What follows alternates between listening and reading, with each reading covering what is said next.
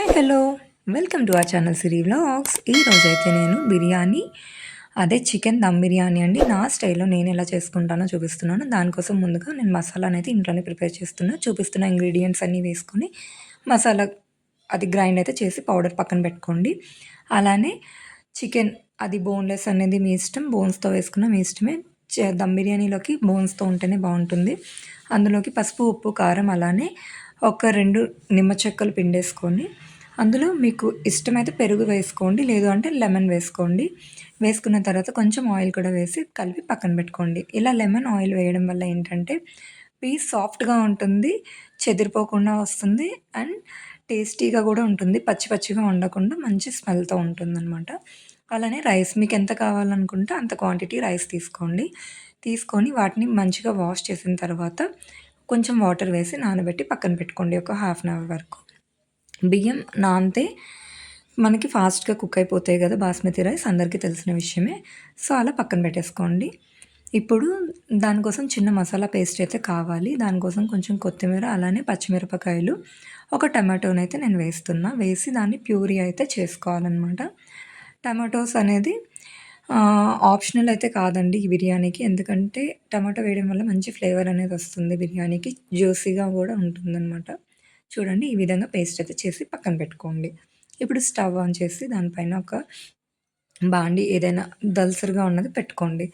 నేనైతే మట్టిది తీసుకున్నా. ఇది కొంచెం అంటే ఒకసారి ట్రై చేద్దాం ఇందులో ఎలా వస్తదని చెప్పి. కానీ బానే వచ్చింది. ముందుగా బ్రౌన్ ఆనియన్స్ మనకి కావాలి గదా! దానికోసం నేను ఆనియన్స్‌నైతే ఇందులో ఫ్రై చేస్తున్నా. మట్టిది కావడం వల్ల ఏంటో తెలీదు. ఆనియన్స్ చాలా ఎక్కువ టైం అయితే ఫ్రై అయ్యాయన్నమాట.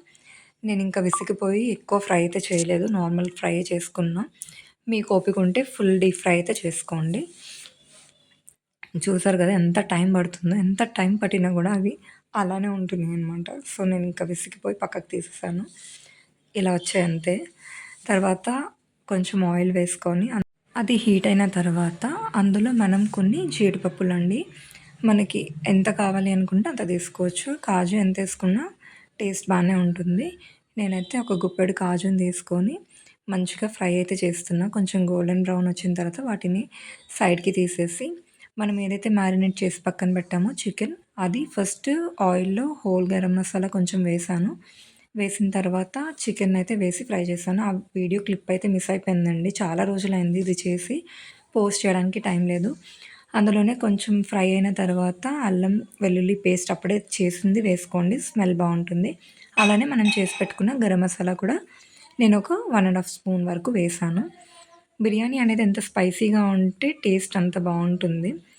సో, అందులోనే ఒక 2 చిల్లీ కూడా నేను కట్ చేసి అయితే వేసుకున్నా. ఇప్పుడు మనం తయారు చేసి పెట్టుకున్న ప్యూరీ అదే టమాటో, కొరియాండర్ ఇంకా ఆహ్, పచ్చిమిర్చి వేసి పేస్ట్ చేసాం కదా! ఆ పేస్ట్ కూడా వేసుకొని మొత్తం అంతా ఒకసారి కలిపి నీట్‌గా మూత పెట్టి కాసేపు ఫ్రై అవ్వనివ్వండి. చూడండి ఇలా ఆయిల్ అంతా సెపరేట్ అయ్యేలా ఫ్రై అవ్వాలి. ఇప్పుడు మనం రైస్ కుక్ చేసుకుందాం. రైస్ కుక్ చేసుకోవడం కోసం ముందైతే ఒక గిన్నెలో కొన్ని వాటర్ అయితే తీసుకోండి. మనం ఎంత క్వాంటిటీ రైస్ తీసుకున్నామో అంతకి డబల్ కంటే ఎక్కువే వాటర్ తీసుకోవాలి. తీసుకున్న తర్వాత అందులో ఒక 2 ఇలాచీ అలానే హోల్ గరం మసాలా మనం బిర్యానీకి ఏమైతే వేస్తామో అవన్నీ కూడా వేసుకోవాలి. అన్నీ వేసిన తర్వాత అందులోనే కొంచెం సాల్ట్ అలానే పచ్చిమిర్చి, కొత్తిమీర నెక్స్ట్ కొంచెం వేసి ఆ వాటర్‌ని బాగా బాయిల్ అవ్వనివ్వాలి.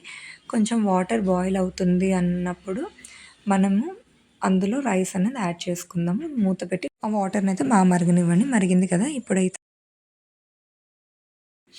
కొంచెం కొత్తిమీర కూడా నేను యాడ్ చేశాను. యాడ్ చేసిన తర్వాత వెంటనే రైస్ కూడా వేసేసి రైస్‌ని ఒక 80-90% కుక్ అవ్వనివ్వండి. ఎందుకంటే మనం మళ్ళీ దమ్ పెట్టినప్పుడు కూడా రైస్ ఉడుకుతుంది కాబట్టి ఇలా రైస్‌నైతే కుక్ చేసుకోండి. ఒక 90% ఉడికితే సరిపోతుంది.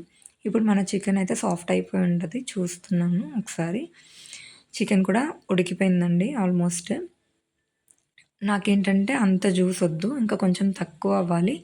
సో, నేను ఇంకా కొంచెం సేపు అయితే పెట్టాననమాట చికెన్‌ని.